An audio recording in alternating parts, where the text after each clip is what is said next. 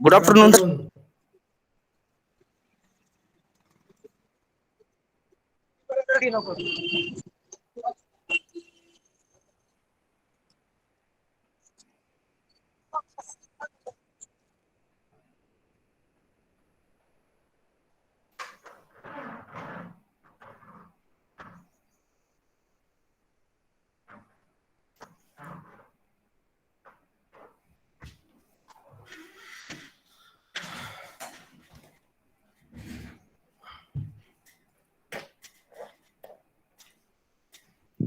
Good afternoon, sir. Good afternoon. Good afternoon, everyone. Nice to see you all. Good afternoon, everyone. Good afternoon to all.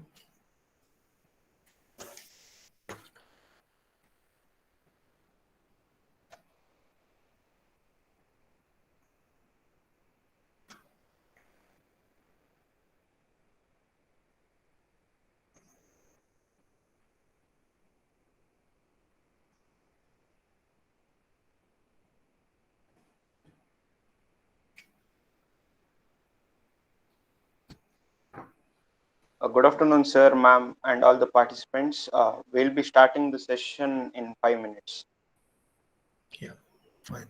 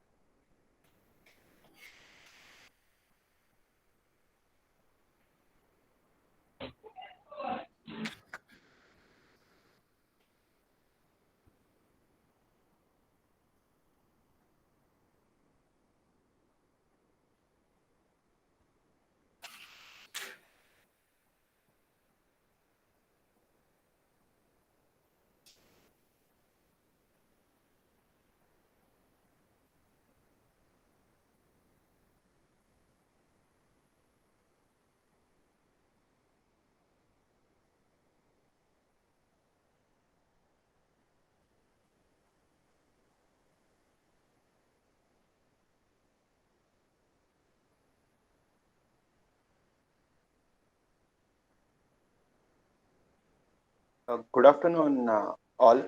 Participants, please note, please be in mute uh, till the session ends. And those who are unable to access through Google Meet, we are also live on YouTube. Please check the WhatsApp group. The YouTube link is mentioned there, and also it will be put up in chat box soon. So we'll be beginning our today's national webinar.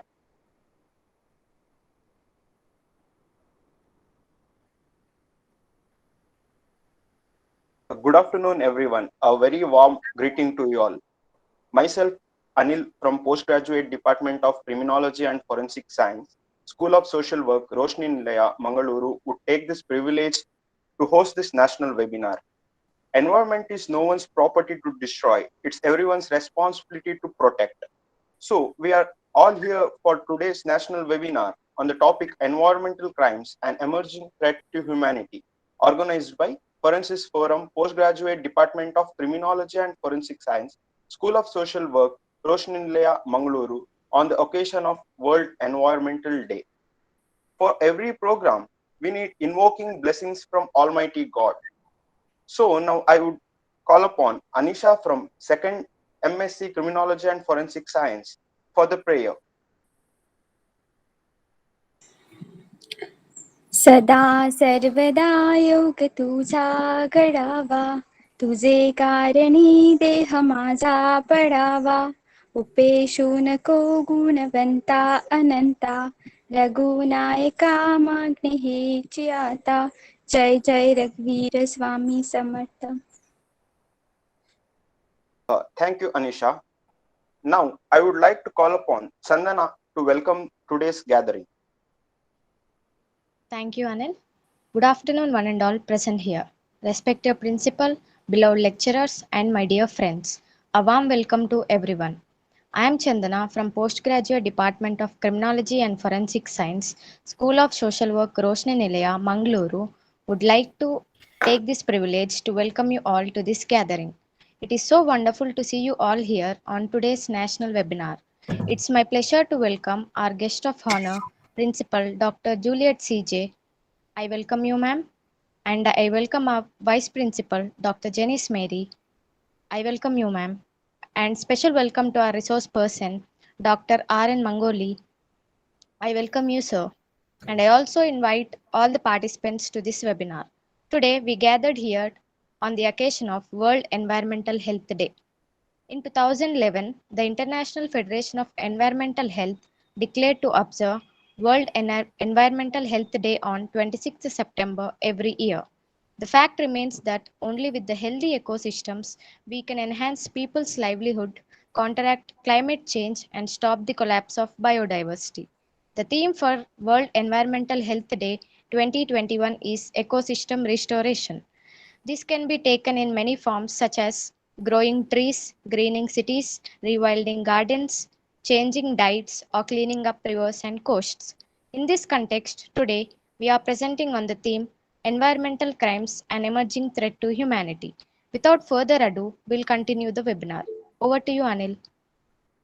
Thank you, Chandana, for the warm welcome. Today we have with us Principal and today's Chief Guest, Dr. Juliet CJ. Ma'am, I would like to request you to address the gathering.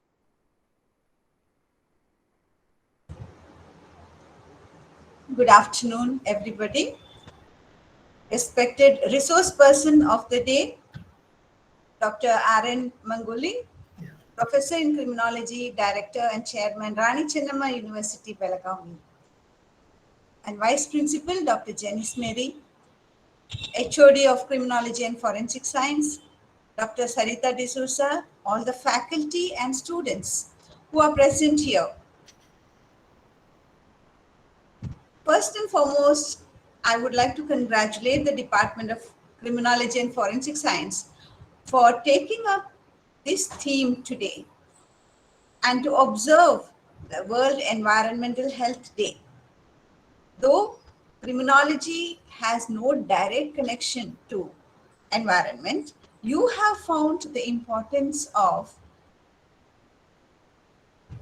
how environment is significant in reducing crimes also in today's world. So in the emerging world, we see the environmental crimes are on the rise. There are many factors.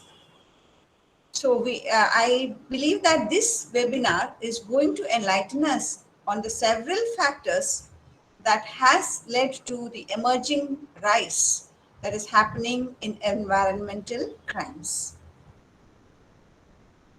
If you look at the world today,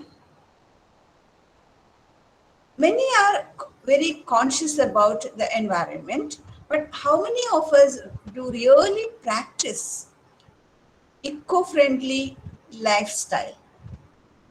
And how many of us would really take a challenge and say and deprive ourselves of certain comforts to save our environment?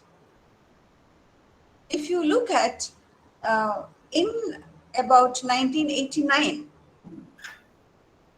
we have seen that during Basel Convention on the control of transboundary movements of hazardous waste and their disposal, we find that the waste management was misused not only locally but also globally.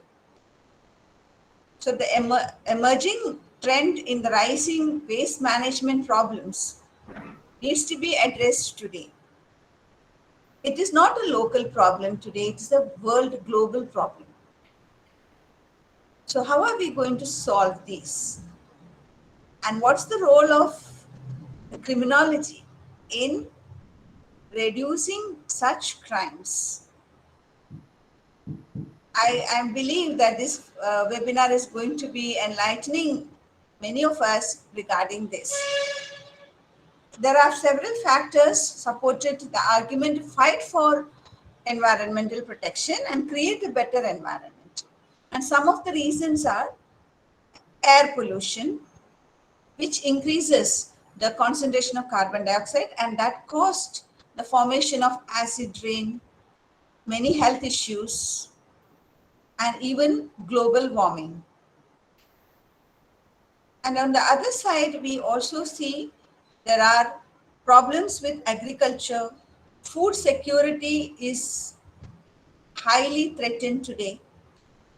So how are we going to meet our basic needs if environment itself is at risk?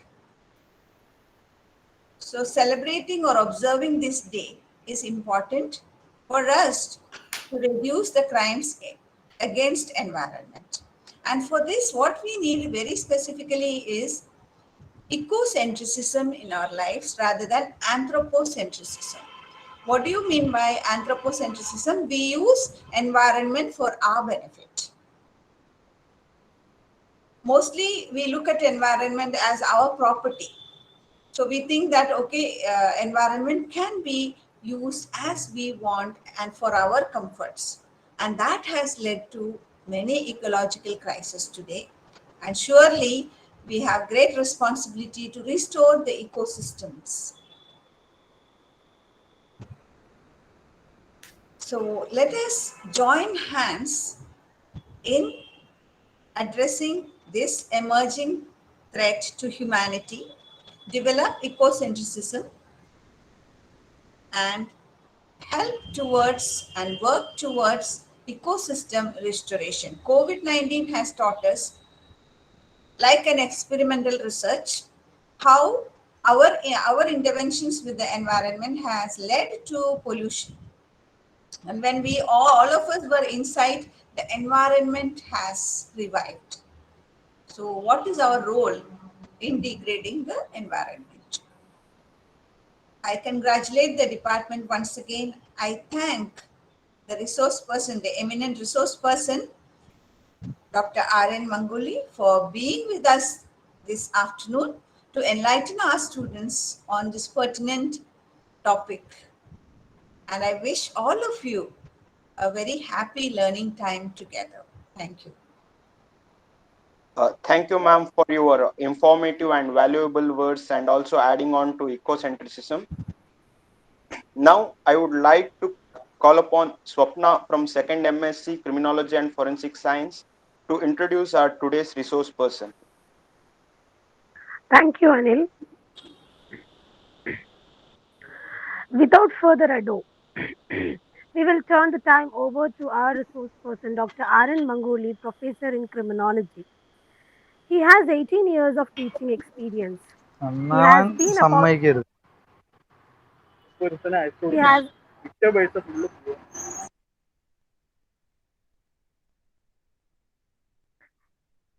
he has 18 years of teaching experience. He has been appointed as professor of criminology from 30th August 2016. Presently heading as the chairman of the Department of Criminology and Criminal Justice, Rani Chennamma University, Belagavi. He is the director, dean, School of Criminology and Criminal Justice since last 4 years. He has completed one UGC minor research project entitled Public Opinion of Police Performance, a case study of Dharwad district. 4 PhD research scholars have been awarded the doctoral degrees under his guideship. He has published about 60 articles in national and international reputed journals and edited books. His specialization fields are criminology and criminal law, correctional administration and penal policies, human rights and criminal justice system, security management and research methodology. He has attended so far more than 60 national, international conferences, seminars, workshops, and presented papers. He has served as Deputy Registrar, Syndicate Member, Academic Council Member in Rani Chennamma University, Belagavi. Presently holding the charge of Placement Officer, Rani Chennamma University, Belagavi. He was a member in Board of Studies BOS and Board of Examination BOE, Department of Criminology and Criminal Justice at Chippak, Chennai and Mysore. Awards conferred are the prestigious award of Fellow of Indian Society of Criminology FISC at Patiala, Punjab during 2014 from Indian Society of Criminology, Chennai, Tamil Nadu. The prestigious award of Fellow of Indian Society of Victimology FISV at Nirama Law University, Gujarat, January 2017 from Indian Society of Victimology, Chennai, Tamil Nadu. And the prestigious ISC Professor S. Srivastava Award for Excellence in Teaching and Research in Criminology at Madurai, Tamil Nadu during 41st All India Criminology Conference 1st to 3rd March 2019. And he is the life member for about 7 various national and international bodies in the related fields. Over to you, Anil. Thank you, Swapna, for a brief introduction of our today's resource person. I would request all our participants to please mute your mics throughout the session. And if you have any questions regarding the session, please put forward in the chat box. It will be addressed at the end of the session. Thank you. With no further delay, today we have come to a very important part of our today's national webinar. I would like to hand over the session to today's resource person, Dr. R. Mangoli. Over to you, sir.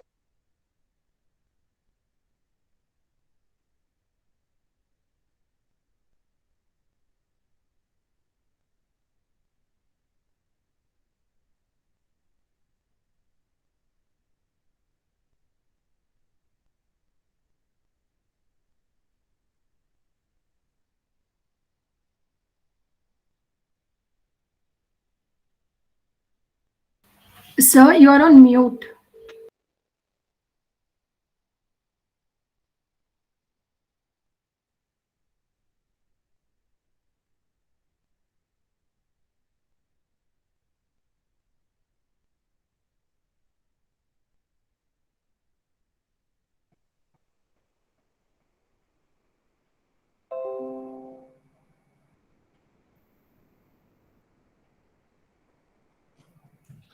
Am I audible now?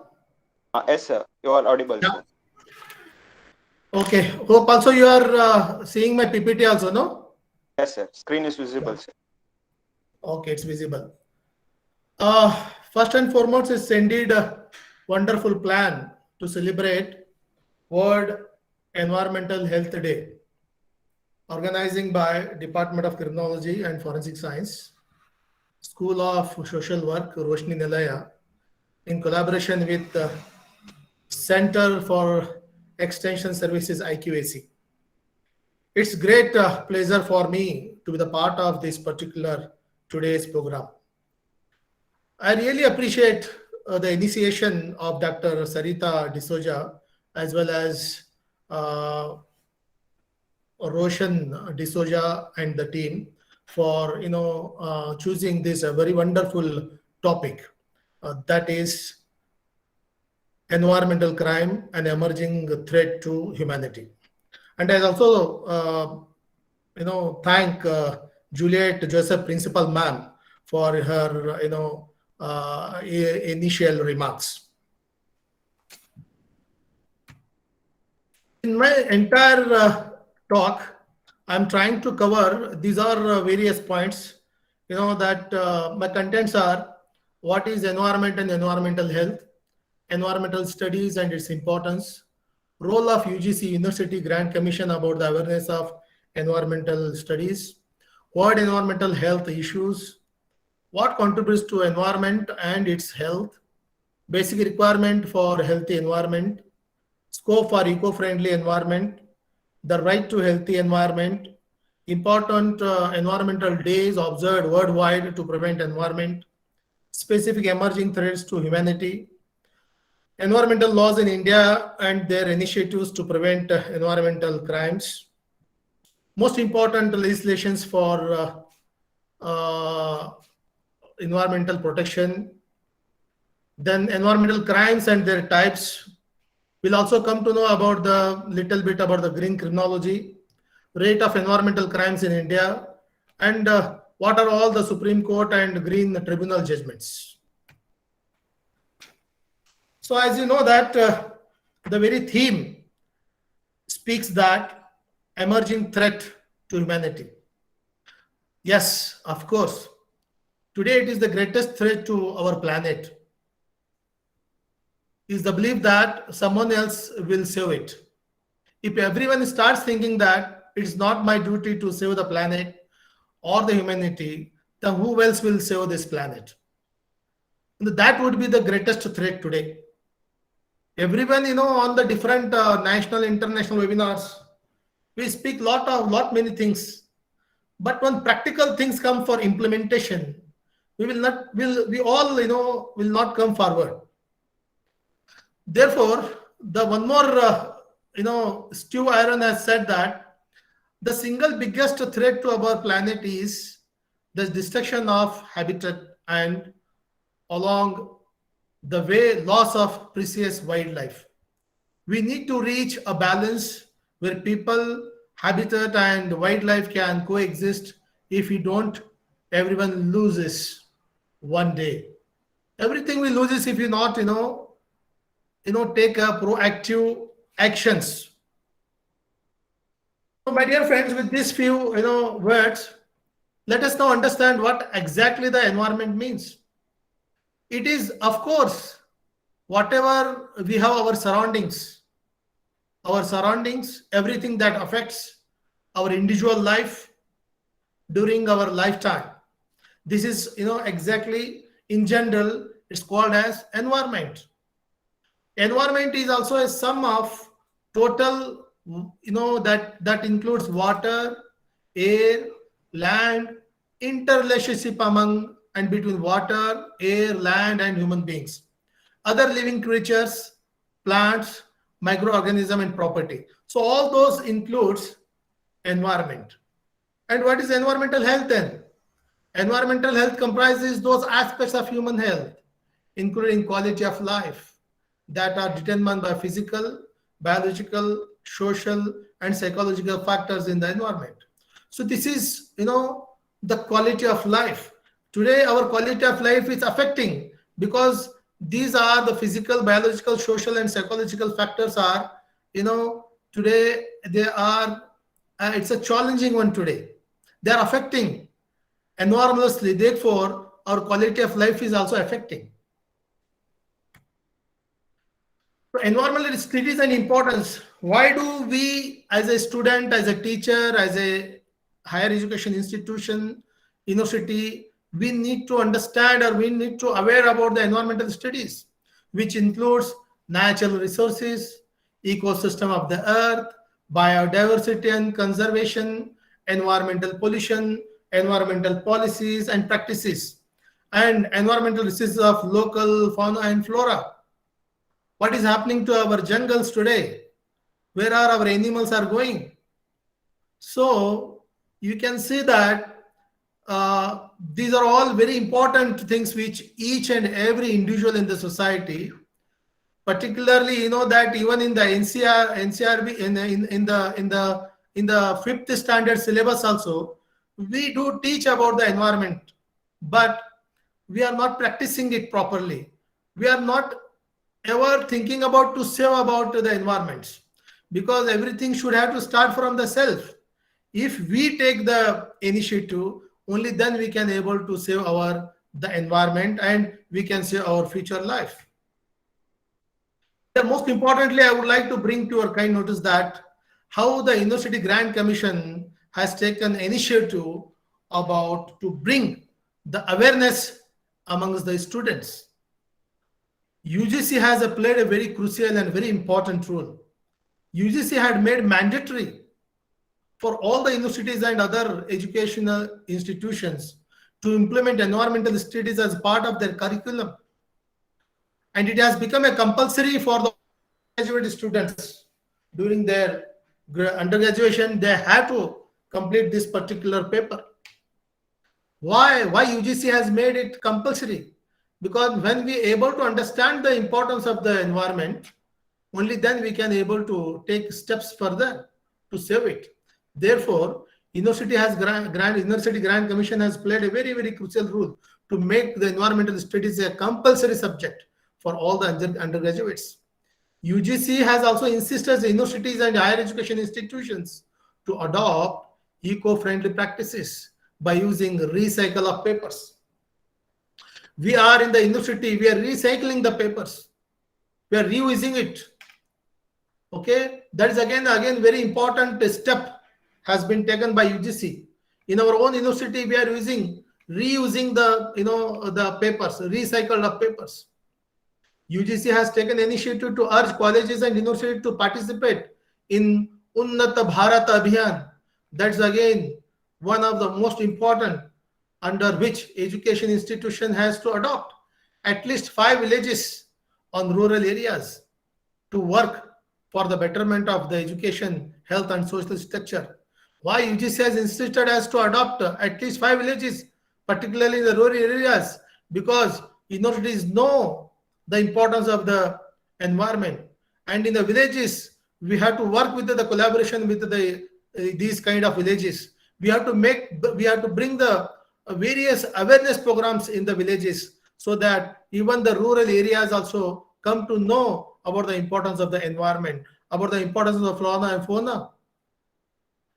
So similarly, one more important thing I would like to bring to your kind notice that even if you go for NAAC, as per the self-study report 7.1.3 qualitative matrix, institution under qualitative matrix, institution has to furnish the information about the management of the degradable and non-degradable waste, solid waste management, liquid waste management, biomedical waste, e-waste management, waste recycling system, hazardous chemical and radioactivity management. So all those institutions, higher education institutions who are going out, they have already got some grade from the NAAC. They know the importance of this management of the degradable and non-degradable waste. So my purpose of bringing you your notice is that how UGC and NAAC has taken initiative to protect the environment. If the higher education institutions has taken the proper management, proper initiative to manage all those solid, liquid, biomedical kind of waste, then it is a very good sign, because the higher education institution has to involve. There's a need of the hour that all the education institution has to involve in maintaining or in managing the degradable and non-degradable waste so that we can save the environment. What environmental health issues? What are the specific World Environment Health issues today? Because yesterday was the World Environment Health Day. Every year, 26th September, we celebrate World Environmental Health Day.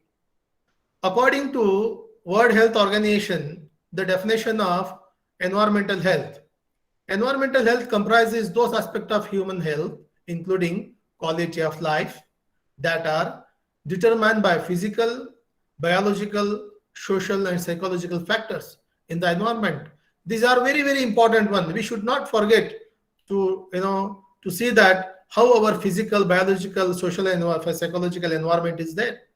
It all our healthy life is totally depend on these kind of major factors. It also refers to the theory and practice of assessing, correcting, controlling, and preventing those factors in the environment that can potentially affect adversely the health of the present and future generation.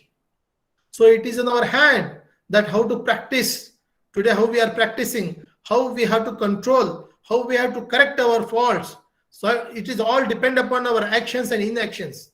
How, if we are very serious, then we have to be, we have to take active participation in each and every day. Wherever we see somebody is committing this kind of environmental crimes, then we have to come forward. We have to stop them to committing. For example, you can see that nowadays we are using plastics. For each and everything we are plastic. Can we take today assumption to show minimum plastic? We can use a very, very minimum plastic. We can use the plates, glasses, which can be easily it will be a destroyable, because you can see that plastic nowadays, you can see that even in the animals they are eating the plastics. Huge plastic is coming from their stomach. Due to indigestion, they are dying. These are the situation today.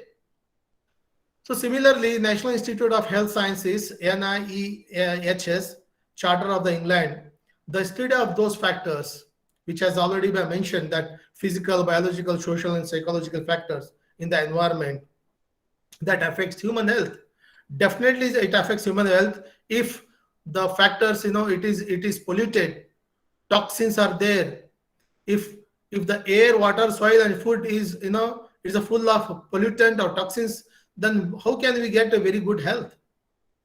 And because of these kind of various pollutants and toxins, it will be easily transferred to human by inhalation, ingestion, and absorption. And once if we inhale, then automatically affects our health, production of adverse health effect. You can see that recently we are going through a very bad crisis, that is COVID-19 pandemic. How we are, each and every person today wearing mask. Even it has become compulsory. Even police at the, every nook and corner, if we go without mask, they are penalizing us. This is the kind of situation has created today. So my friends, we have to be very cautious. We don't know. So far, our elders have brought this particular environmental conditions for us. We don't know that what we are giving to our upcoming children, our next generation. Unless and until today we take assumption, we determine ourselves to protect the environment, then only can save our future generations. Otherwise, it will be very difficult. What are the factors particularly contribute to the environment, its health? Under physical, we can see that air, water, soil, housing, climate, geography, heat, light, noise, debris, etc. All those things comes under physical factors. Air pollutants, toxic waste, pesticides, etc. Nowadays, we can see that in the agriculture, we are using different kinds of pesticides, which really affect the soil. And by doing that, we are also not getting healthy vegetables and food also. When we speak about the biological factors, viruses, bacteria, and other microbes, insects, rodents, animal and plants, disease is producing agents, reservoirs of infection and intermediate host. So you can see that how fast bacteria, how fast this viruses is spreading. And COVID-19 pandemic is one of the most suitable example for us. And what are the social, psychological, and economic factors? Our cultural activities. What kind of cultures, values, customs, habits, moral, religion, education, our practices, our lifestyle, community life, health services, social and political organizations. These are all, one or the another way, they are contributing to the, health hazards. These are the different types of health hazards we are contributing. Unless and until we take, proper precautions before celebrating any kind of festival, before celebrating any kind of our cultures, before celebrating any kind of our customs or habits, we have to think about our future generation. We have to think about the environment, our surroundings. Okay, so if you are not taking care about our environment, then it will become a very deadly. It will be very disastrous. It will be very hazardous. Okay, so therefore we have to take care about our healthy environment. What are the basic requirements for the healthy environment? We need clean air.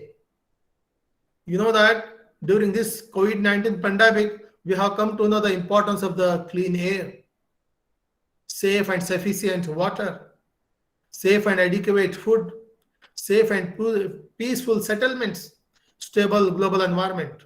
If these things are there, only then we can ensure about the healthy environment. If these things are affected, then it's very difficult to enjoy our life, to enjoy a good environment, to enjoy a very good ecosystem, which is free from any kind of hazardous things. Therefore, we can say that I got a very good a kind of poem, Therefore, in order to maintain healthy environment, we have to take initiative to plant a tree, grant the life as hazard free. If you really plant a tree today, definitely tomorrow, our life will be hazard free. If you today save the water, then tomorrow we can make sure about our future better. If we conserve our soil today, then we can serve good food tomorrow.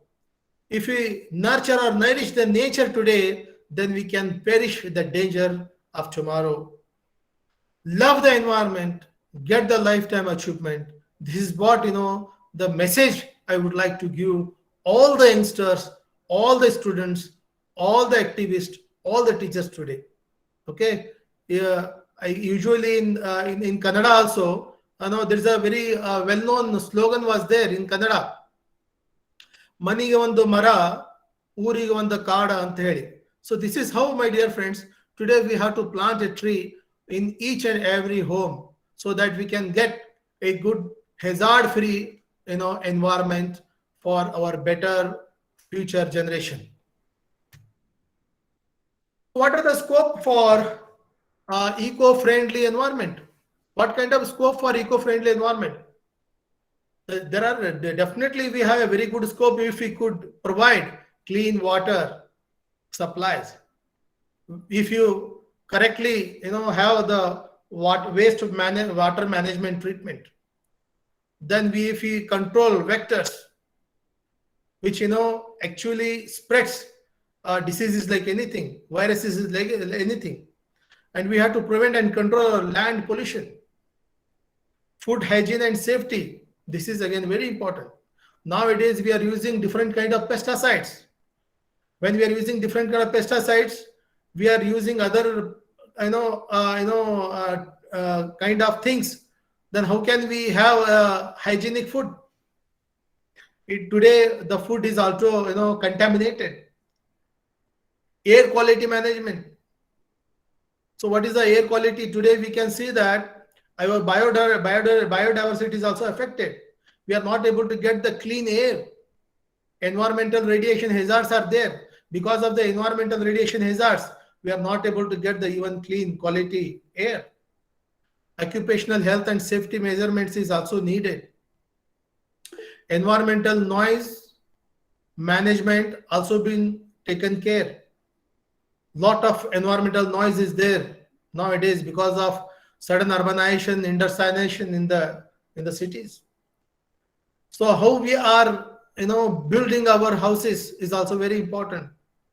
Environmental impact is to be assessed so that we can take a precautionary measures. When you look at the coastal areas, we have to think about the post-port health. Then environmental health aspects of the public recreation and tourism. By the way, today is the World Tourism Day.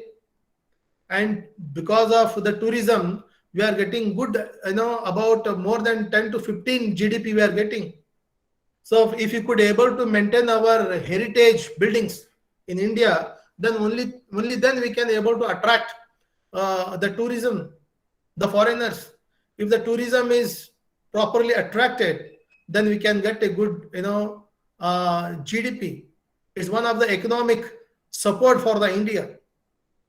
So unless and until if we maintain our heritage buildings, our forests, our environment, only then we can able to attract the tourism or tourist people.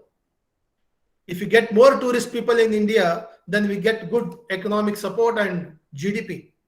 So what's happening today due to the deforestation, today the jungles are no more. So like that, my dear friends, environmental health measures associated with epidemics, emergencies, disasters, and migrations of the populations. Establishment of the effective environmental health surveillance and information system is required. This is a need of the hour that at the state level and the central government level, union government, we have to establish an effective environmental health surveillance. Only then we can able to maintain good environment. Research on environmental health is to be conducted.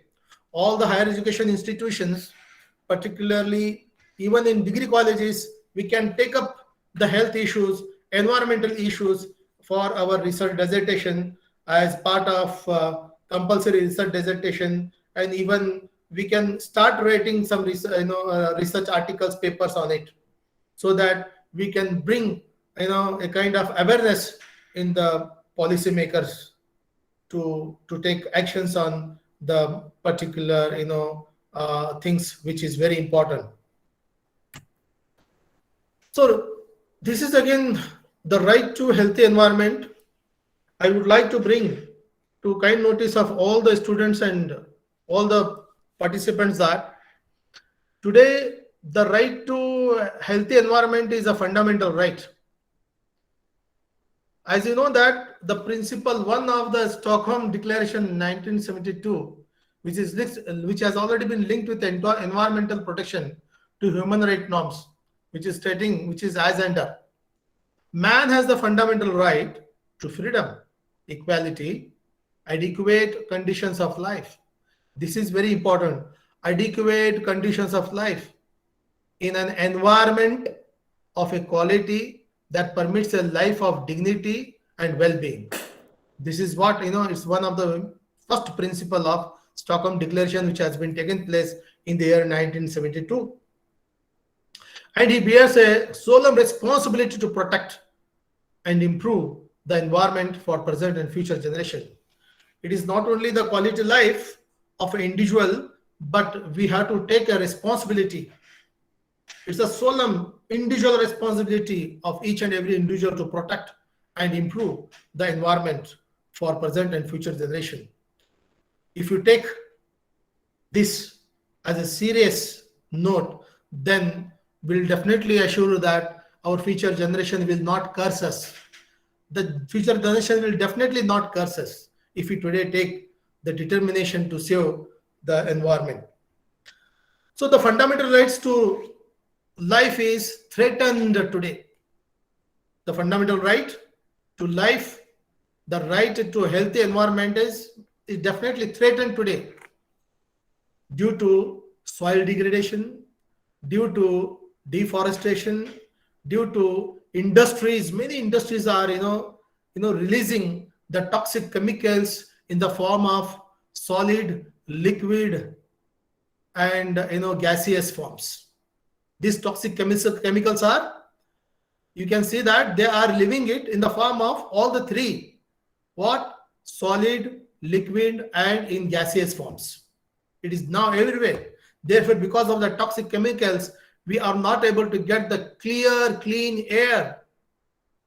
And you can also see that because of these industries, we can see hazardous waste, which is not been properly managed. How to dispose this hazardous waste is also very important.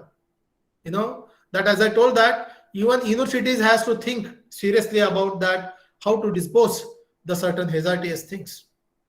So contaminated water. Nowadays, we can see that we are getting contaminated water. We are not getting the clean and hygienic water. And because of the contaminated water, our health is affecting. Our health is affecting enormously. And air pollution is there everywhere. And loss of biodiversity. So these are, really threat to our humanity today.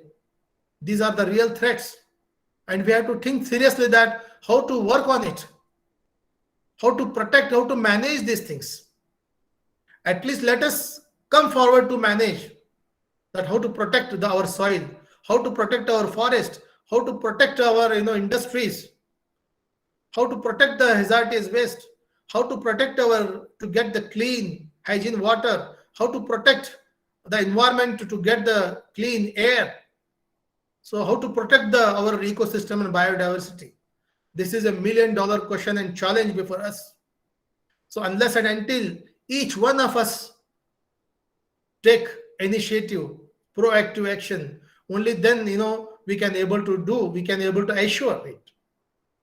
Unless and until we come forward, governments will not come forward. It's in our hand to protect the environment.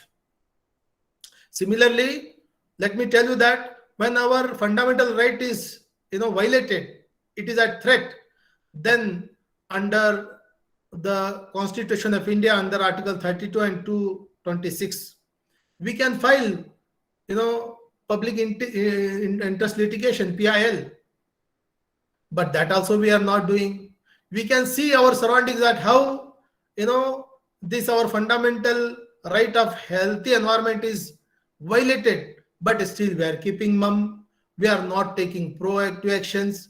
We are not filing PIL. Tell me how many students or how many higher education institutions have filed the PIL? Nobody will come forward to file the PIL. Unless we file the PIL, then how the judiciary, the court, the government will come to know that the particular environment is hazardous or threat. So my dear friends, whenever in at our surrounding, if we see any kind of violation, if we see that if the right of the healthy environment is violated, then we have to come forward. We have to bring to the notice of the stakeholders, to the government, to the press and police people. Okay, so that the proper actions can be taken on those who are involved in this violation of the environment. So as you know very well that these are the very important environmental days observed worldwide. We are very good in observing or celebrating these days, as we are also celebrating the World Environmental Health Day. But when it comes to the implementation part, we are not doing it. That starting from the February to World Wetland Day, we celebrate. March 21st, World Forestry Day, we celebrate. March 22nd, World Water Day, we celebrate. March 23, World Meteorological Day, we celebrate. April 7, World Health Day, we celebrate.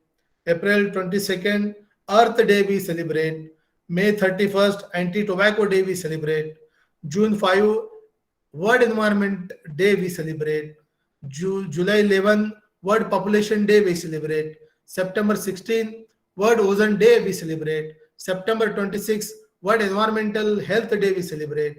September 28, Green Consumer Day we celebrate. Similarly, you know that October 1st to 7th, World Wildlife Week we celebrate. Entire 1 week we celebrate about the World Wildlife Week. October 4, World Animal Welfare Day we celebrate. October 13, International Day for Natural Disaster Reduction we celebrate. All those things are fine. We are celebrating it. And these days are not for celebrating. These days are to give a specific message to each and every citizen of the world, each and every individual of the world, that how environment is very important for us, how environment is very important for the present generation as well as the future generation. So if we seriously celebrating and implementing these days, then definitely our future generation will appreciate about our initiatives which we have taken today. Otherwise, I said no, they will definitely curse us. They will curse. Remember, I'm using the word, the future generation will curse us because of by seeing that the environmental threat to their life and humanity. So my friends, whatever we are celebrating today, let it be practically be implemented in our day-to-day life. Only then we can able to give a good future environment to our upcoming generation. So these are the emerging threats to humanity.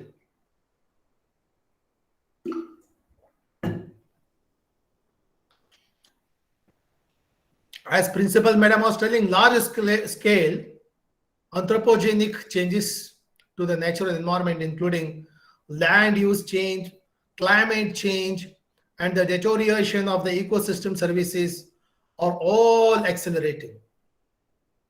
These changes are interacting to generate 5 major emerging public health threats. And what are those 5 measures which is really endanger to the health and well-being of the hundreds of millions of people across the world today?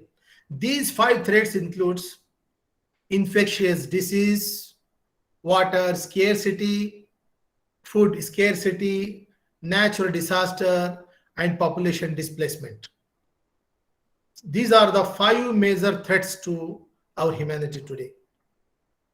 When we speak about the natural resources, there are many natural resources who are about to, it will not be there in future.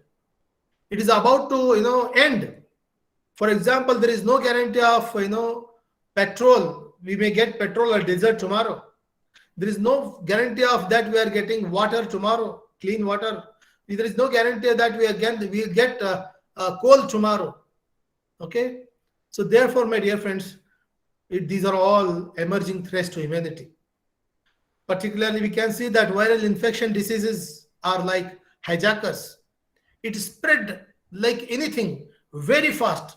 It invade living normal cells and use those cells to multiply and produce other viruses like themselves. Again, here I would like to quote that COVID-19 pandemic. We can see that how the whole world has faced. The whole world is, that they have went through this crisis during 2019, 20, 21, and even presently here and there still such cases are reported and recorded. Such kind of environmental diseases may represent the greatest threat to public health and the humanity in future.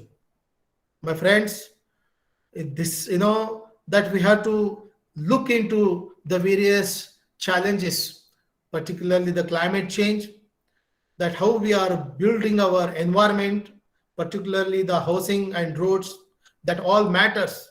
Our agriculture practices, how we are using today the pesticide to grow more commodities, and what are that you can see that our occupation risks, community noise, radiations, particularly because of what, due to advance in science and technology, due to you using today the cell phones, chemicals and biological agents, inadequate water and sanitation, air pollution, including indoors and outdoors.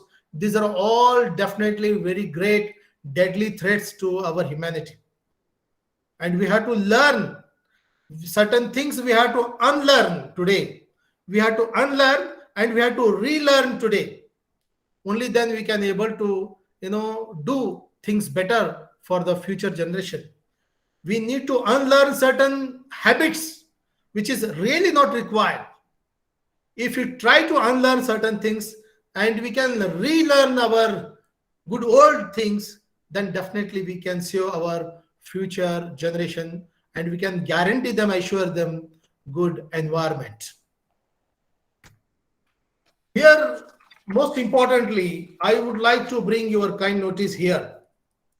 Now, slowly I am coming towards the environmental laws in India and their initiatives. And we being the criminologist, these are all, comes under the purview of the criminology. The main theme of today's my talk is environmental crime. And each one of the particular law which if violation of that constitute as environmental crime. So what has happened is, particularly after the Stockholm Declaration of 1972, that really turned the attention of Indian government towards the perspective of the environmental protection. Stockholm Declaration has really played a very crucial and great role in all other governments for taking the cognizance of environment or protection of the environment. Then they have realized that if they had not taken the concrete steps, then it would be very difficult for the future generation.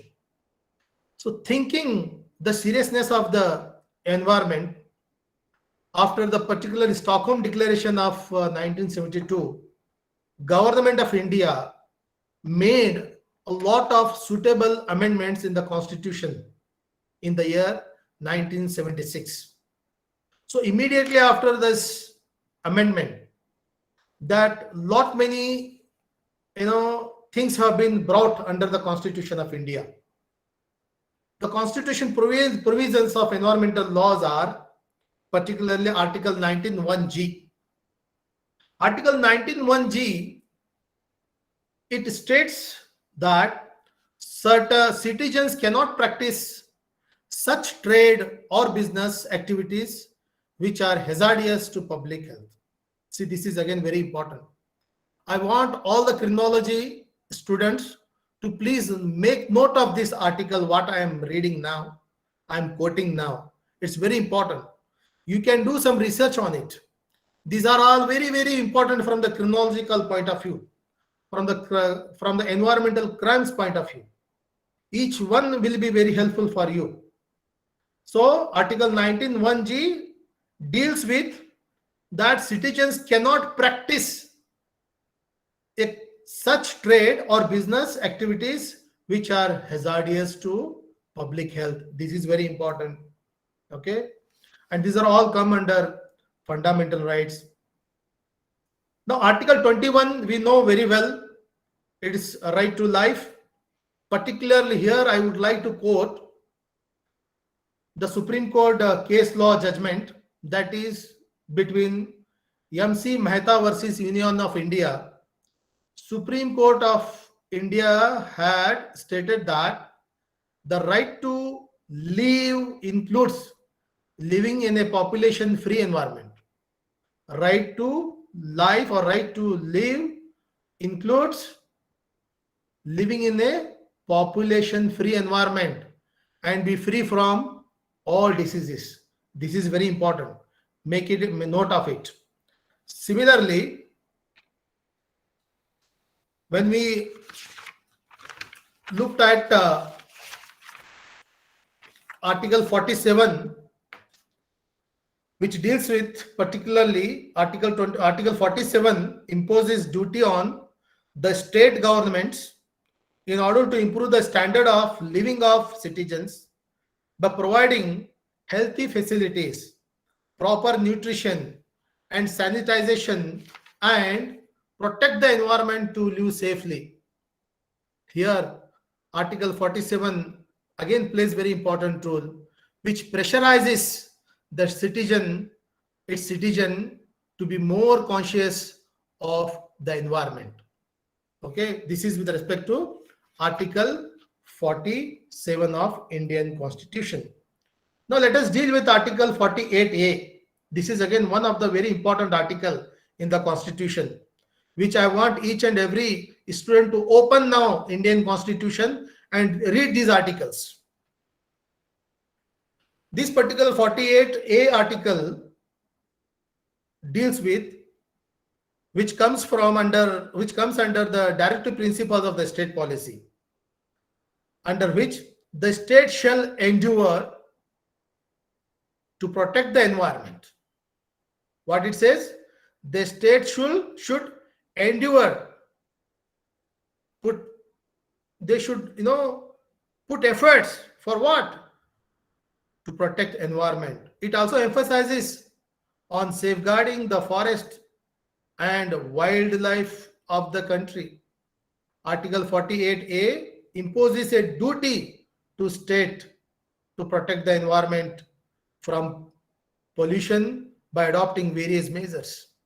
So now we have to see that whether the governments have adopted the particular specific measures to protect our environment or not. We have to look into it. Now come to the Article 51A(g), that is fundamental, comes under the fundamental duties. It shall be the duty of each and every citizen of India to protect and improve the natural environment that include lakes, rivers, forest and wildlife. Are we really serious about doing this? We are discharging our fundamental duty. We are only fighting about the fundamental, rights. We are after only fundamental rights. We are not, discharging our fundamental duties. Had we been really serious about our fundamental duties, then we would have saved a lot of our environment surrounding us. Therefore, I appeal from this particular junction, I appeal each one of you to please take proactive and discharge your fundamental duties under Article 51A(g). Fundamental duty of the citizen, whereas Article 48A instructs to the state, there is a lot of similarity between 48A and 51A(g).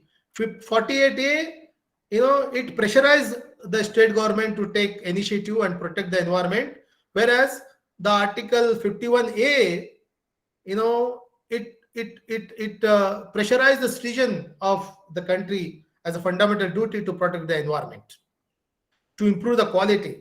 It is our duty to not only to protect the environment from the pollution, but also to improve its quality of life.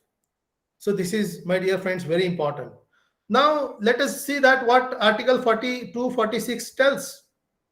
Article 246 of Indian Constitution, it tells that both of the union and state government can make laws by sharing the jurisdiction comprising the protection of mines, wildlife and mineral developments.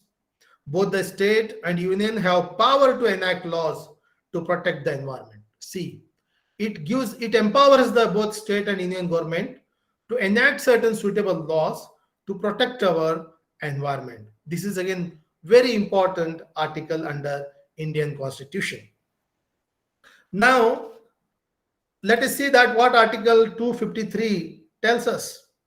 Article 253 deals with power to Parliament to create laws for the country in order to implement any treaty, conventions and agreement with other countries. Whenever we are going to sign some pact, some agreement, some covenant, then under this article, we have to see that whether that particular agreement or that particular covenant or that particular bill is not contradicting our environments. So therefore, Parliament has to see seriously about before signing any kind of pact or agreements. So under the same particular article, Parliament has empowered to enact various laws in order to protect environments, like we have already enacted Water Act 1974, Air Act 1981, and Environmental Protection Act 1984. These are the very important acts has been enacted by our Parliament under Article 253. So these are, very, very important articles. The most important article which I would like to bring that to notice of everyone, which each and every citizen should know, that is Article 32 and Article 226. We have to understand thoroughly and very systematically about Article 32 and 226. If we have guts to file PIL, then we have to follow this Article 32 and 226. It is the right to citizen to approach the Supreme or the High Court whenever there is a violation of the fundamental right.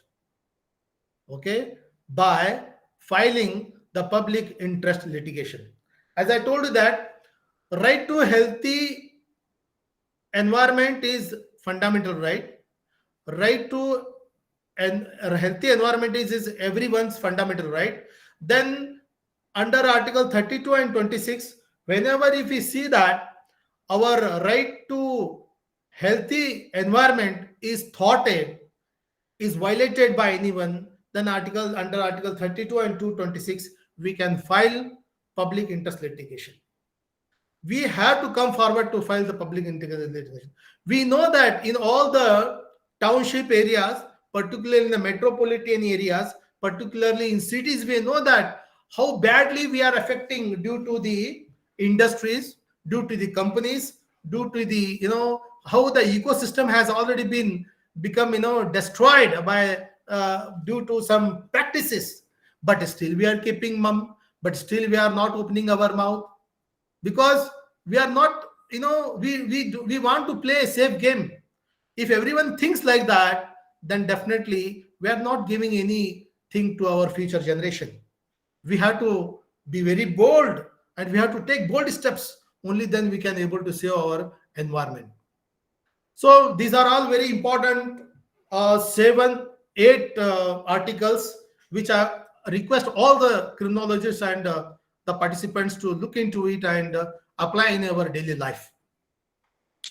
Now, in the year 1972, the National Council for Environmental Policy and Planning was later evolved into Ministry of Environment and Forest, MOEF, in the year 1985. This is again the development after Stockholm Declaration. India has already, has evolved this National Council for Environment Policy and Planning, which has been later become Ministry of Environment and Forest in the year 1985. So we have different now acts. The Wildlife Protection Act 1972, it's again the same year India has enacted this. It's a very important one. It's the most important act in India to save our wildlife spaces.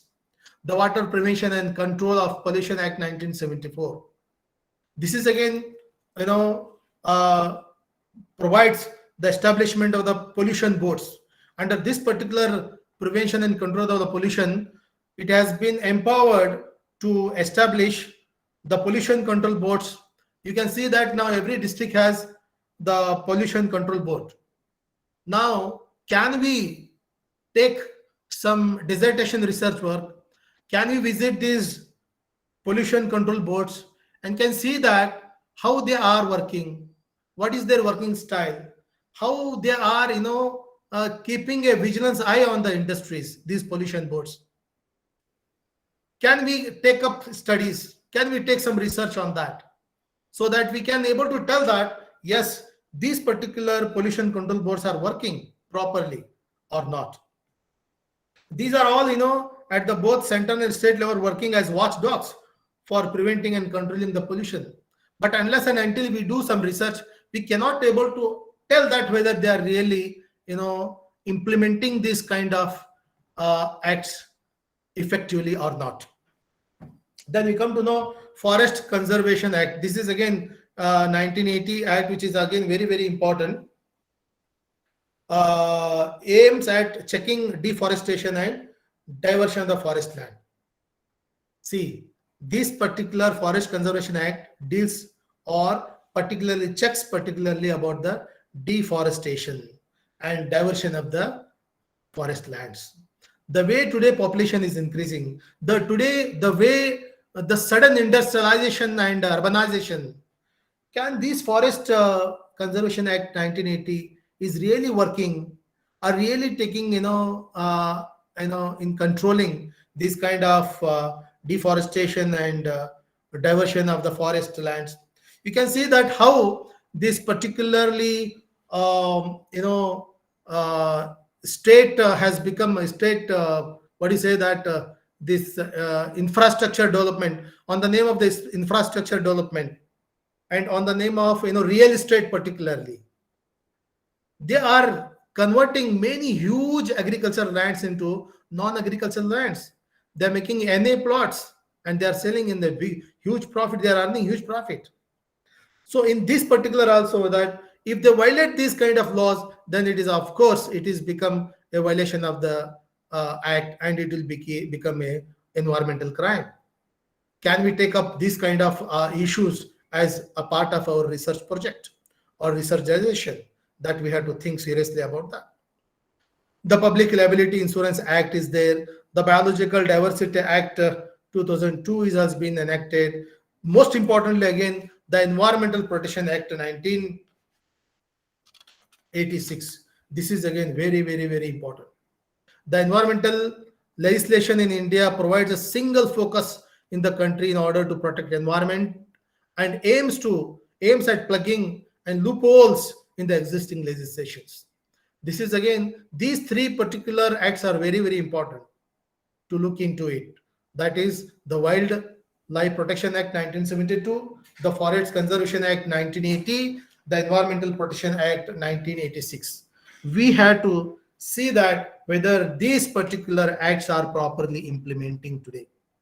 I'm definitely, I assure you that I'm damn sure if these three particular laws, the Wildlife Protection Act 1972, the Forest Conservation Act 1980, the Environmental Protection Act 1986, if it is implementing effectively, then we definitely can save our future generation a very good environment. If they're not implementing it effectively, properly, then it will be a deadly, and we cannot assure that that we can save our future environment, good environment for our upcoming generation. Here are the most important legislations for environment protection. Again, that these are all major environmental laws of India, as I already said. And most importantly, here I would like to tell you that about the National Green Tribunal Act 2010. This is a very, very, very important development which has been taken place in India. I don't know whether you are aware about this or what. Please make note of this particular Tribunal Act, that is the National Green Tribunal Act. Till then, Supreme Court of India has taken cases. Now, after this particular National Green Tribunal Act, the environmental cases is being dealt by National Green Tribunal. Okay, this is again very important. It provides the effective and expeditious disposal of the cases related to the conservation of the forests, environmental protection, and enforcement of any legal right relating to the environment. This is one of the important documents for the criminologist. Any violation, any environmental crime if takes place, National Green Tribunal Act takes into the cognizance and they trial the cases. Okay, this is very, very important for all the criminology students. So like that, that remaining things I already touched upon: the Air Prevention and Control of Pollution Act, the Environmental Protection Act, the Hazardous Waste Management Regulation. The Hazardous Waste Management Regulations is also there. Hazardous Waste Management Handling and Trans Boundary Rules 2008, Biochemical Waste Management and Handling, Municipal Solid Waste and Management and Handling. You know that the municipal, particularly corporations, they are every day morning they are sending these kachra wala vans to all the nook and corner. And nowadays that now we have become little, become very cautious. Nowadays we are not throwing our waste, household waste or kachra anywhere. We are keeping it till the van or the municipality wala come and we are handovering. That is a very good sign, particularly. And very recently, from since very recent year, thus we are all very seriously, implementing this in all offices, in all houses, and in various institutions. We have different, boxes for green waste or other kind of solid or liquid waste that we are handovering these municipal people, and they are taking it and dumping in a particular area. That's a actually very good sign. So here, my dear friends, there are certain environmental crimes or green criminology and their types.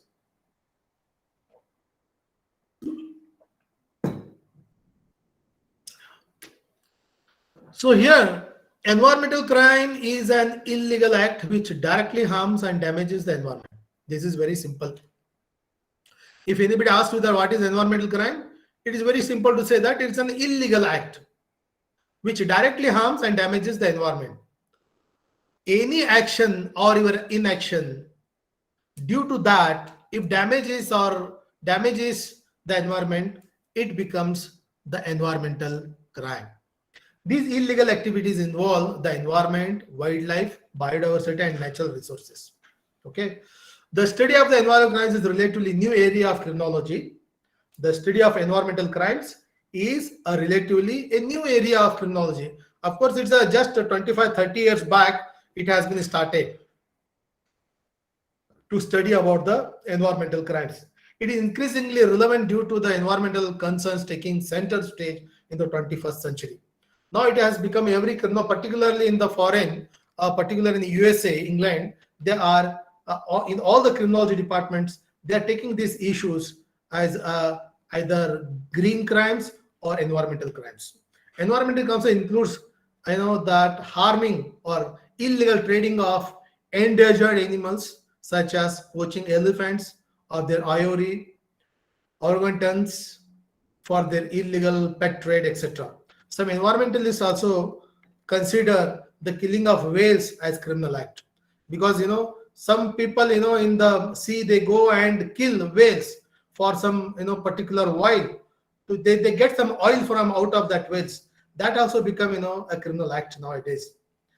So friends, here the green criminology, it is also called as environmental criminology also by some experts, was first introduced by Michael J. Lynch in the year 1990.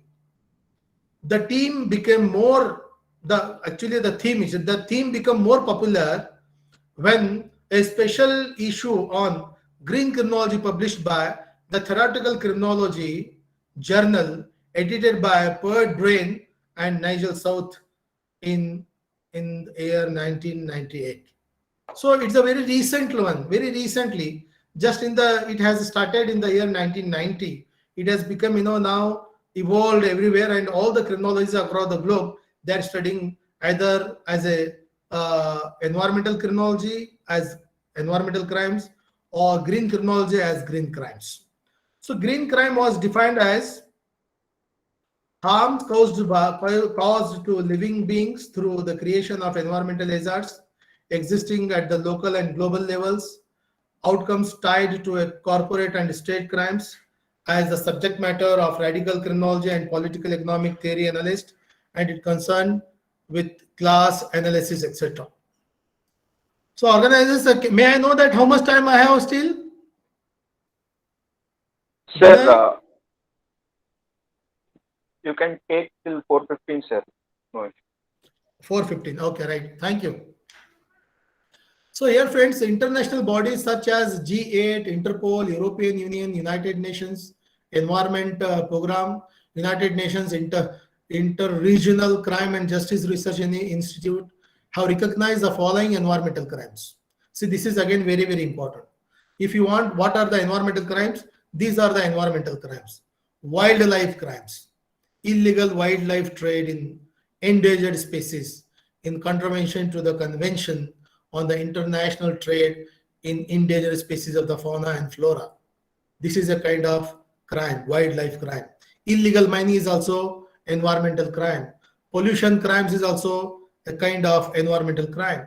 Dumping or illicit trade in hazardous waste in contravention of the 1989 Basel Convention on the control of the transboundary movement of the hazardous waste and other waste and their disposal. Illegal fishing, particularly as I told that whaling, killing of whales, illegal logging. So these are all, comes under the purview of environmental crimes or green criminology. Particularly the International Police Organization called Interpol facilitates international police organization and assists its member countries in the effective enforcement of the national and international environmental laws and treaties. Interpol began fighting environmental crime since 1992. So now let me bring your kind notice that Interpol, you can also go that there are huge data available on the Interpol website, that how Interpol is actually participating in preventing and detecting of these kind of environmental crimes. Okay. So now the most important part of my study, or you can say that my part of talk, is rate of environmental crimes in India.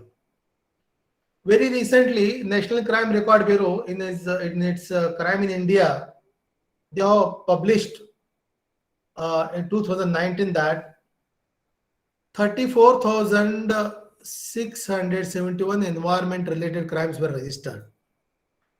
Over 7,000 cases were pending before the police investigation, and almost 50,000 cases were pending trial in the court. This is it. So Uttar Pradesh, Rajasthan, Maharashtra accounted 77% of India's wildlife crimes in 2019. Between 2018 to 19, some states saw an increase in wildlife crimes.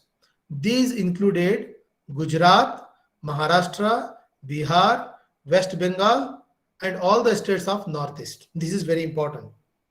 So where particularly environmental crimes are increasing, these are the particular states. So here I would like to bring your kind notice that now National Crime Record Bureau is already recording crimes on the name of environmental crime. Okay. Apart from what we have articles under Indian Constitution, apart from what different acts we have, under these particular acts, if any violation takes place, that becomes the environmental crime. And these crimes, whenever filed in the police stations or the forest officers, then it will come to the either the State Crime Record Bureau, and it will go, and then it will further go to National Crime Record Bureau. Okay.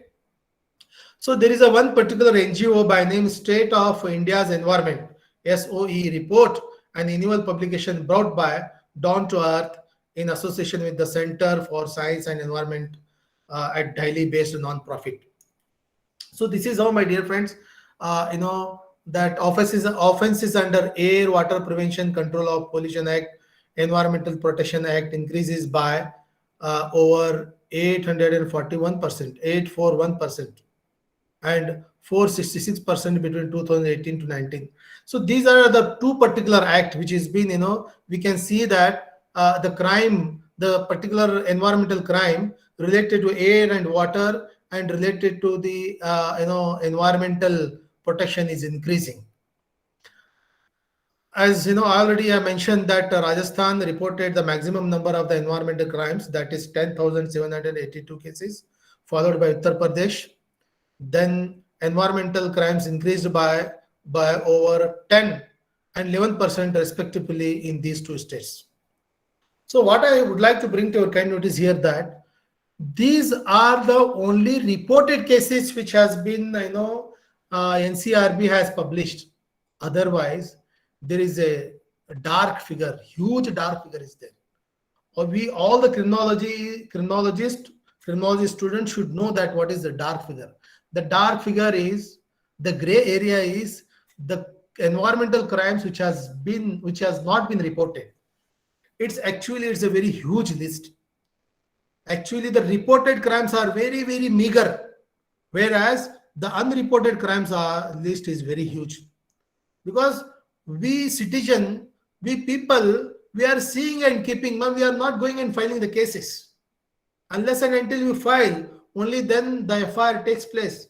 If we are not coming forward and filing the cases, then how can we get action on it? So whatever National Crime Record Bureau has shown this particular data, it's a very meager. People very hesitantly they have filed this complaint. Otherwise, there is a very huge dark figure, which is that many people are not interested to file the complaint because they don't want to face the challenges in their life. They don't want they don't want to get any kind of harassment from the police and judiciary. That is the main reason. So these are the sources from the NCRB report. You can see that here, particularly I made red the Environmental Protection Act and the Air and Water Prevention Control Pollution Act, which has been increasingly, the percentage is increased. It is continuously increasing. Okay. So about 89 to 99% court cases remain unresolved. See, this is again one more irony. The pathetic condition in India that even after filing the cases, it's a pending in the court of law. That is about 89 to 99% court cases remain unresolved under 5 of the 7 acts related to forests, wildlife, environmental protection, and pollution. Most of them were cases under National Green Tribunal Act, showed by the NCRB report. So this is the truth and this is the scenario today in India. So here, Supreme Court of India as well as the National Green Tribunal judgments, there are huge list is there. You can take a photocopy or you can take a screenshot and you can do detailed study of each and every case law as a case study for your research. I have here mentioned about 13 Supreme Court as well, the total 9 Supreme Court cases as well as 4 cases which has been taken by trial by National Green Tribunal under the National Green Tribunal Act 2010. So these are the various very famous case laws, decisions which has been taken by the Supreme Court as well as the National Green Tribunal. I want each one of you to please look into it, read each case very carefully, and you can give your remarks and you can do take it as a qualitative study for your research dissertations. So at the end, as a part of conclusion, it's all our responsibility. We all are responsible for damaging the environment today. We are all, including myself. I shoulder responsibility because whenever I'm using some plastic bottles or plastics, whenever I'm going to bring vegetable, if I'm using plastic, then I will be a responsible person. So my dear friends, let us take pledge today. Let us determine today that try our level best to use minimum plastic so that we can save our environment. Hence, it is really important that we follow environmental laws and also spread environmental awareness start from our home. Let us begin from the home. Let us make our children aware about the importance of the environment, the importance of the ecosystem, the importance of the biodiversity. If our children, our students in the schools, our children in the colleges, higher education institutions, if they have understood the seriousness about the environment, then we can think about the better future for the upcoming generation. We should not let our future generation suffer from our own hands, from our own bad activities, from our own action and inactions. Other than following environmental laws and policies, we must also look forward to contribute our bit towards the nature conservation. Like, as I said, that at least we have to plan every year. Can we plant some, plant some trees or samplings? We can supply some samplings. Can we, in collaborative way also we can do some activities in the villages, in the city, in the colleges, in the school. Can we plant some trees so that tomorrow we can have a better green future, making less usage of cars, etc. You can see today that earlier we used to have bicycles at home. Today there is no bicycle at all. Okay, and today we have bicycle in the gym. We have put on lot of weight and we are going to gym for the bicycles today to to ride bicycle there to reduce our weight. Today, no, in each and every home we have 2 to 3 scooters, bikes, at least 1 to 2 cars. Okay, so let us, can we plan to reduce that? That is, we have to take decision. Punishment for environmental crimes to be more stringent and is to be given quickly after found guilty of the crime.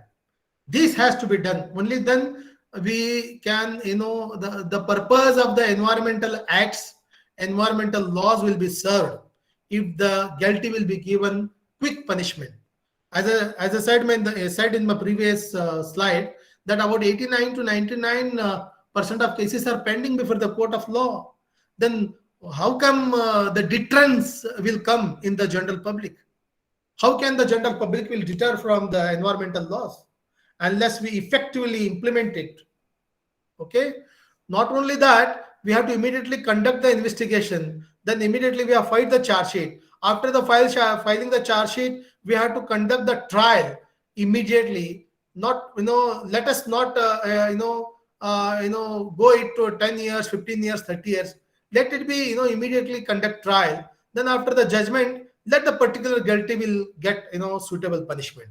Only then a deterrence effect will be there of these environmental laws in the society. Otherwise, no corporate, no company, no industry, no person will deter from whatever environmental laws we are bringing by the parliament or the state government.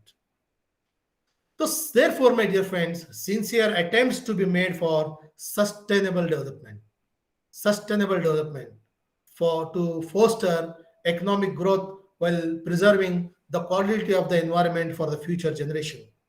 We have to think about the sustainable development. We have to think about the sustainable development which can be benefited for the future generations. Our timely actions and proactive involvement can save and sustain our environment healthy for present as well as the future generations. Our timely actions are needed. Our proactive involvement is required.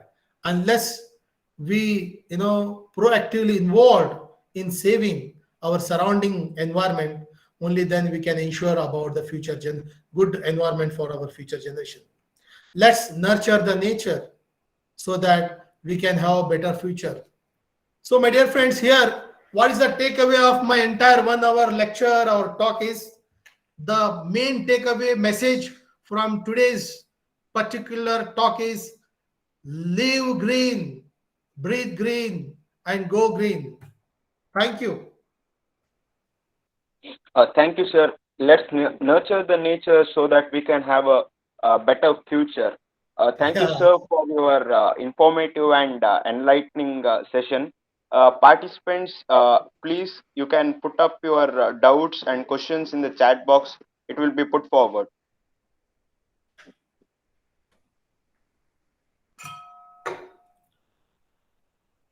Sir, there is already one question. What is public trust doctrine? What is? What is public trust doctrine? Public? What is No, public? not. It's in the chat box, sir. What is public trust doctrine?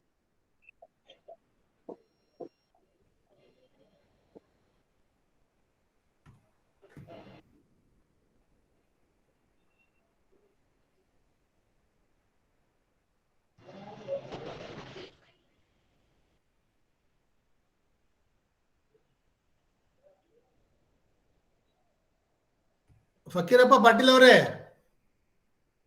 Yes, sir. Can I speak to you? Yeah, please Yes, highlight sir, on can I- that point. No.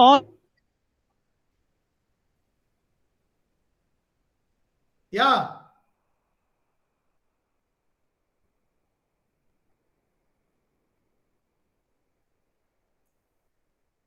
Hello. Fakirappa Patil.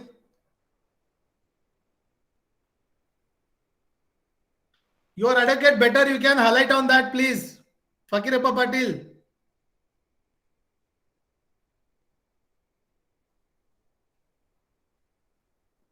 Hello. Yeah. Can you hear me, sir? Yeah, please. You are being an advocate, please highlight on that. No, only some aspects that all the environmental laws. Pardon? That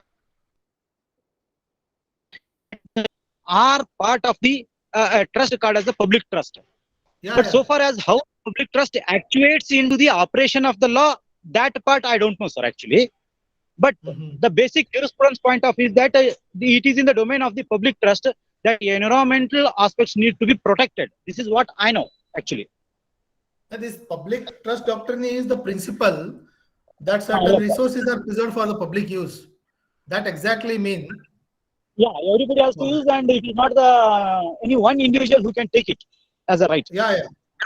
So the government has to, is required to maintain them for the public reasonable use.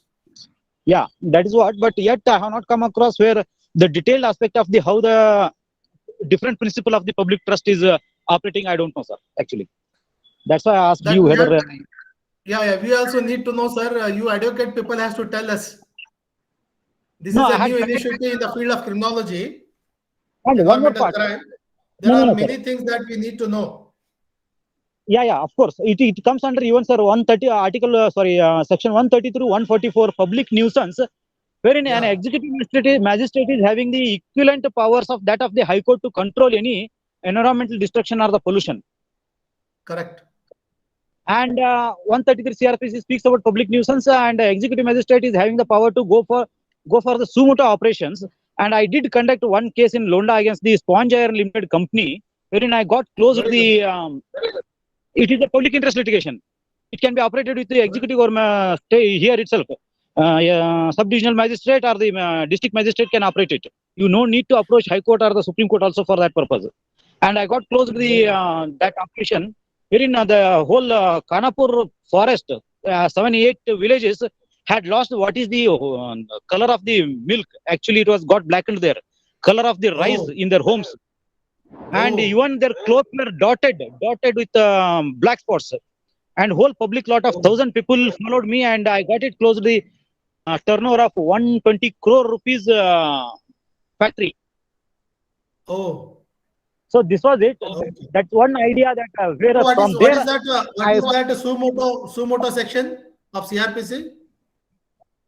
CRPC 133 to 144-45 they come altogether explained. So under that particular section, Public who can nuisance. take the suo motu? Suo motu, any public, any individual can approach and simply have an application made to the district magistrate or else the sub-divisional magistrate or else even to the magistrate. See, this is really very good development, and we not only Hello? need to file PIL under 32 or 226, we can also Right now, go through 133 and 144. Isn't 133 it? CRPC. Yeah. You Yeah, can yeah, go. You can CRPC. approach 133 CRPC. and you can This is very, put the very law. good information for all the students. Yeah, of course. Right now, I'm having in the hand 2 cases of this nature against the this telephone towers. Very good. Yes, yes. Do you know, sir? Telephone towers Yeah. Department of Telecommunication has issued that certain what radiation limits should not cross, because those Yeah, electromagnetic radiation, yes. can be harmful. So now, right now, they are wherever they are put in the upstairs of the certain homes, etc. They are causing damage to the building and the environment there. Definitely, there are many such issues are there. On the name of advance in science and technology, we are directly, Yeah. indirectly, we are affecting our health. Yeah. Yeah. But this is one very easy method where 133 CRPC can be put into motion, and the government official himself can be run into the action. Okay, sir. Thank you. Thank you for the discussion. Taken, adequate have taken. Yes, sir. Thank you. Thank you. Yeah, participants, any other questions, please put up in the chat box. The e-certificate now.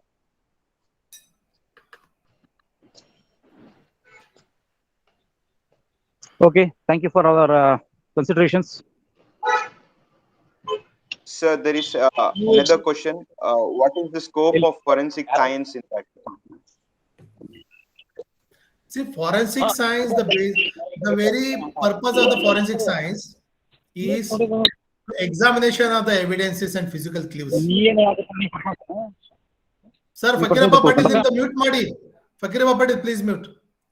The scope of forensic science, whenever you are taking action to file complaint, then you need to collect the evidences.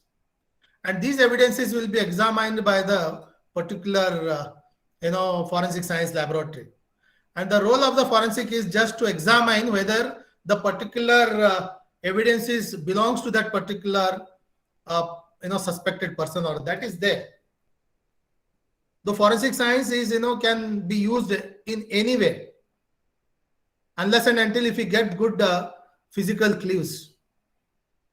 And of course, there's a lot of scope is there in the criminology. As I said that, as Fakirappa Patil was telling about the towers, mobile towers, we can take up these studies.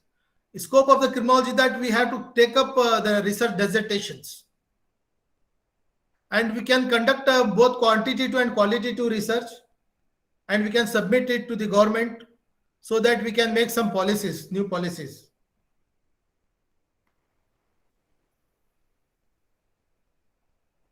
Thank you, sir. I think both the scope of forensic science and criminology has been addressed. Participant, is there any other questions?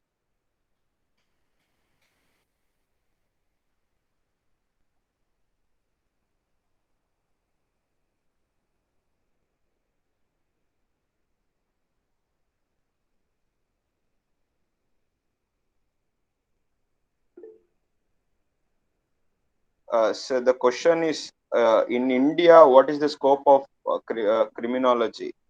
A student from MA Criminology.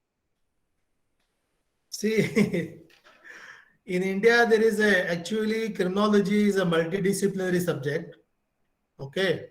So people, those who are complete post-graduation in criminology can join basically they can join lecturers in the degree colleges and the universities. Okay. That is there. And criminology students can also, start the private security agency. In 2005, Government of India has already passed a private security act. So many criminologists and students, they are not aware about this particular act, the Private Security Act. You can start a security agency because you know that today what is the ratio of the police and public ratio? 10 into 1 lakh. For 1 lakh public, there is a 10 police personnel are there. So under the circumstances, I request the criminology graduates, you can join multinational companies as a chief security managers, or you can start your own security agency. There are huge ample opportunities are there for you can start your security agencies. You can see that today SIS, Group 4 security agency, they are, it's a is a multi-millionaire companies are there today. Therefore, you can either join police force, you can join military, you can start your own security agency, you can join airports as a security managers, or you can join multinational companies. You can mint money if you can start your own agency. And criminologists also can join police agencies. Particularly recently, the government of India has started Rashtriya Raksha Shakti University. They are recruiting the particularly that particular states that their police stations are recruiting the criminologists for the crime analysis, special crime analysis, as well as GIS, GPS kind of investigations. They are taking help of the criminology. Thank you, sir. Sir has almost addressed every questions. Thank you, sir, for that. Sir, thank you very much for giving opportunity to be sir, the part of today's the wonderful celebration of World Environmental Health Day. Thank sir, you once again, Dr. Sarita D'Souza ma'am and Roshan D'Souza and all the team, principal, vice principal, and Anil, every Swapna for introducing me. Thank you one and all. Sir, there is one last question, sir, which is popped up now. What is the most dangerous environmental crime? Defense services. Is there any advantage of this? See, particularly the most dangerous for me, I know that is the contamination of water and toxic waste which is being spreading both in the form of liquid, solid, and gaseous form. These are all most dangerous today. And radioactivity also, these are all very dangerous ones.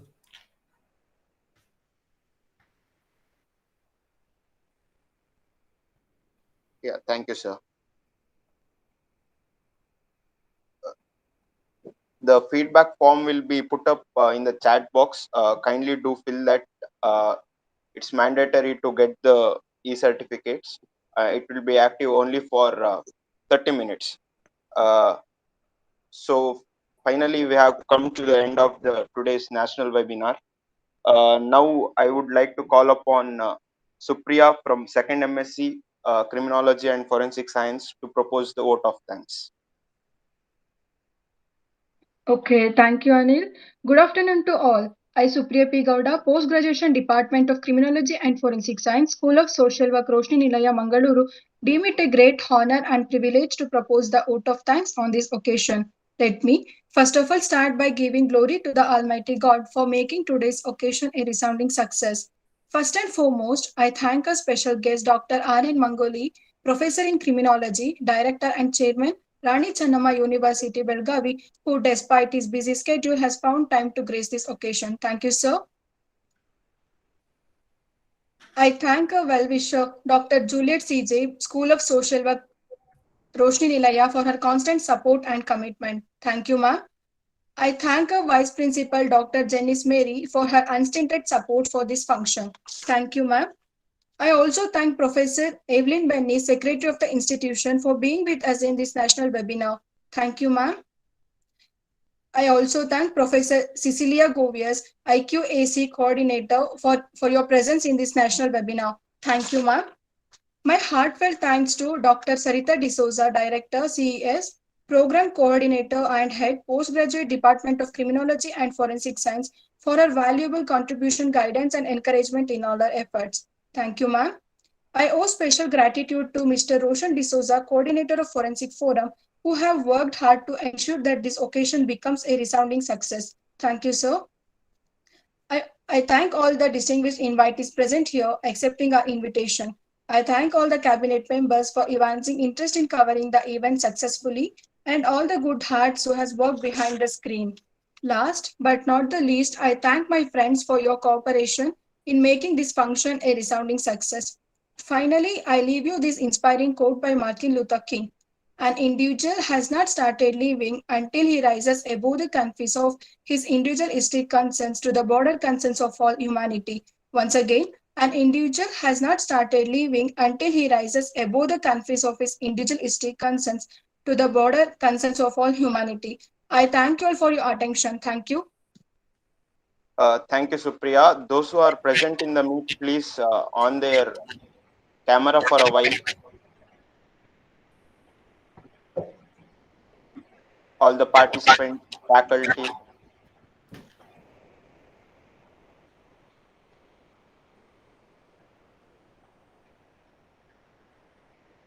Just for the purpose of recording of the today's session.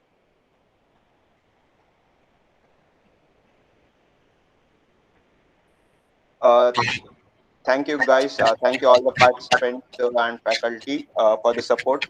And sir has posted his contact details for further queries or questions to be addressed.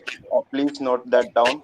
And if anybody has missed today's session, it's available on YouTube in the channel School of Social Work Roshni Nilaya. The link will be provided in WhatsApp group. Kindly make use of it. Thank you all who cooperated and who are present here. Thank you, sir. Thank you, ma'am. Thank you, sir. Thank you. Thank you, sir. Thank you. Thank you once again. Thank you, sir. Thank you, so sir. much. D'Souza ma'am, Sarita ma'am. Yeah, Thank you. yeah. Yes, sir. There was network issue earlier Yeah, when we it's shifted. okay. Yeah, it's okay. So, very nice, sir. Informative. And I Yeah. liked it. And we look forward in future as well such Absolutely. seminars. And we wish you to see you in our campus. Thank you. Definitely. Yeah. Thank you. Yes, sir. Thank you so much. Thank you.